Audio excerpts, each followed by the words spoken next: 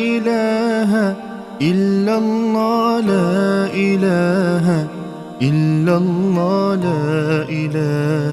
السلام علیکم ورحمۃ اللہ وبرکاتہ۔ امید ہے آپ احباب خیریت و عافیت سے ہوں گے۔ پچھلے سبق میں ہم نے سورۃ التین کی مشق کی تھی۔ آج کے سبق میں ہم انشاءاللہ سورۃ الانشراح کی مشق کریں گے۔ چلتے ہیں سبق کی طرف۔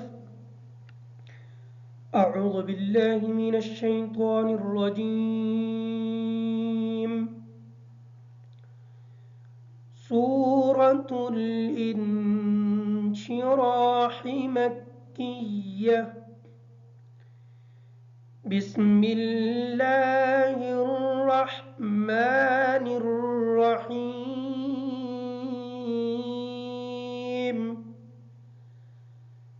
ألم نشرح لك صدرك۔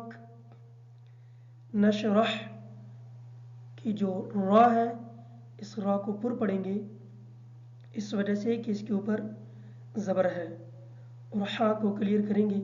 عموماً یہ سننے میں آتا ہے کہ اس صورت میں علم نشرح لکا، لکا کا جو کاف ہے اس کو موٹا پڑھ دیا جاتا ہے، جبکہ یہ کاف باریک ہے۔ صدرک کی جو صاد ہے اس صاد کو کلیئر کریں گے۔ علم نشرح لک صدرک ووضعنا عنك وزرك۔ عن کی نون کا غنہ مکمل کریں گے۔ وزرک کی جو زا ہے اس زا کو سختی کے ساتھ ادا کریں گے اور اس را کو پر پڑھیں گے۔ ووضعنا عنك وزرك الذي انقض ظهرك۔ یہاں پہ الف کو فتحہ کی حرکت دے کے ہم پڑھیں گے الذی۔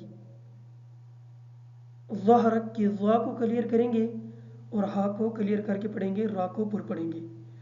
الذی انقض ظهرك ورفعنا لك ذكرك فإن مع العسر يسرا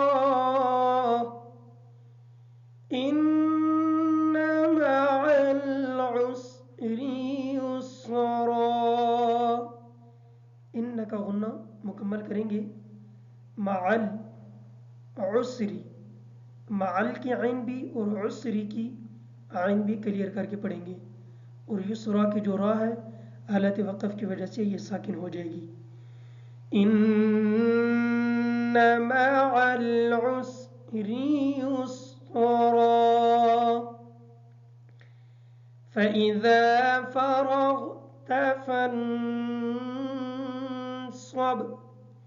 فإذا کی جو ذال ہے اس ذال کو بالکل نرمی کے ساتھ ادا کریں گے۔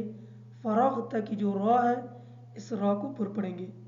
فنصب کی جو نون ہے اس نون پر غنہ ہوگا اور صاد کو کلیئر ادا کریں گے تاکہ سین ادا نہ ہو۔ فَإِذَا فَرَغْتَ فَانصَبْ وَإِلَى رَبِّكَ فَارْغَب۔ وَإِلَى کی جو لام ہے اس لام کو تھوڑا سا لمبا کر کے پڑھیں گے، اس وجہ سے کہ اس کے اوپر کھڑی زبر ہے، اور اس حمزہ کا خیال رکھیں گے۔ عموماً سننے میں آتا ہے کہ اس حمزہ کو مجہول پڑھ دیا جاتا ہے، اور ربک کی جو را ہے اس را کو پر پڑھیں گے، کاف کو باریک پڑھیں گے، اور فرغب کی جو را ہے اس را کو بھی پر کر کے پڑھیں گے۔ وَإِلَى رَبِّكَ فَارْغَب۔ صدق اللہ العظیم۔